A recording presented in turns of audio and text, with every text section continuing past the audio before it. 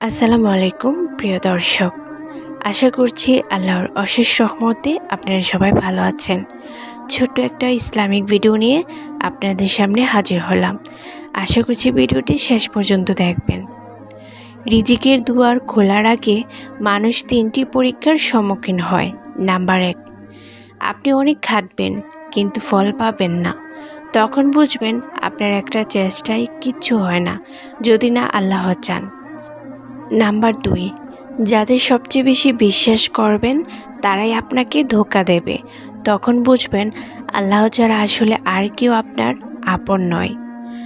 Number 3, আপনার থেকে অযোগ্য কেউ আপনার চেয়ে বেশি রিজিক পেয়ে যাবে। তখন বুঝবেন অন্যের নেয়ামত কমলে আপনার বাড়বে না, বা অন্যের বাড়লে আপনার কমবে না, বরং সব আল্লাহর ইচ্ছা।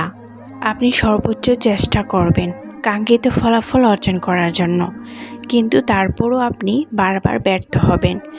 যখন আপনি মন থেকে মেনে নেবেন যে আপনার নিজের বা অন্য মানুষের কোনো ক্ষমতা নেই, সব ক্ষমতা কেবল আল্লাহর, ঠিক তখনই আল্লাহ তাআলা আপনার জন্য রিজিকের সব পথ খুলে দেবেন ইনশাআল্লাহ। তাই ব্যর্থতা বা সফলতা সব কিছু আল্লাহর উপর নির্ভর। যদি আমরা আল্লাহকে বিশ্বাস করি, নিশ্চয়ই তিনি আমাদের কষ্টের পরে স্বস্তি দান করবেন। তাই আমরা কখনো নিরাশ হব না, আল্লাহর উপর পূর্ণ ভরসা রাখব। মাঝে মাঝে আল্লাহ আমাদের রিজিক কম দিয়ে পরীক্ষা করেন, এতে আমরা ধৈর্যহারা না হয়ে আল্লাহর উপর পূর্ণ বিশ্বাস রেখে আমরা আমাদের কাজ করে যাব। ইনশাআল্লাহ আল্লাহ আমাদের আবার ভাগ্য পরিবর্তন করে দিবেন। তিনি আমাদের কখনো না খেয়ে রাখবেন না। তাই আল্লাহর উপর সবসময় ভরসা রাখতে হবে যে তিনি ছাড়া আমাদের ভাগ্য কেউ পরিবর্তন করতে পারবে না। পবিত্র কোরআনে বলা হয়েছে, তারা বলে, আমাদের কি এই ব্যাপারে কোনো অধিকার আছে? আপনি বলুন, সব বিষয়ে নিরঙ্কুশ অধিকার কেবল আল্লাহরই।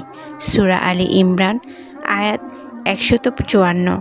আল্লাহ যদি না চান তাহলে আমরা শত চেষ্টা করেও কিছুই করতে পারবো না, বরং আল্লাহর ওপর পূর্ণ বিশ্বাস রেখে যদি আমরা আমাদের কাঙ্ক্ষিত ফল অর্জন করার জন্য কাজ করে যাই, ইনশাআল্লাহ আল্লাহ তাআলা আমাদের উত্তম রিজিকের ব্যবস্থা করে দিবেন।